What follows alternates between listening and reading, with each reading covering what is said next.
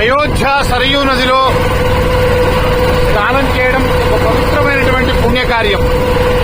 రామజన్మభూమి, శ్రీరామచంద్రుడు జన్మించిన రామజన్మభూమిలో మేమంతా గత 5 రోజులుగా ఇక్కడ శ్రీమద్ రామాయణ నవాన్నిక మహాయజ్ఞంలో పాల్గొని ఇవాళ మా బృందమందరం కూడా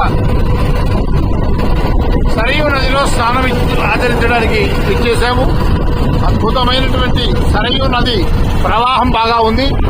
కొద్ది దూరంగా వెళ్లి స్నానం చేయడానికి మా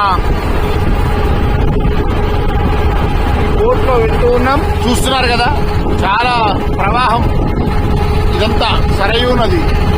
శ్రీరామచంద్రుడు రాజ్యమేలిన, దశరథ మహారాజు చక్రవర్తి రాజ్యమేలిన అయోధ్య నగరంలో అయోధ్య రామాలయం పునర్వైభవం సంతరించుకున్న తరుణాన ఈ సరయూ నది తీరంలో కూడా అద్భుతమైనటువంటి స్నాన ఘాట్లు ఏర్పాటు చేశారు గౌరవ ప్రధానమంత్రి నరేంద్ర మోడీ గారు.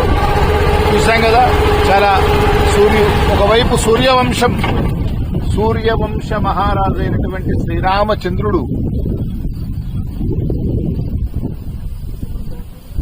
నది స్నానం చేసేటువంటి ఈ సరయూ నది తీరాన మనమంతా కూడా ఇప్పుడు ఇచ్చేశాం.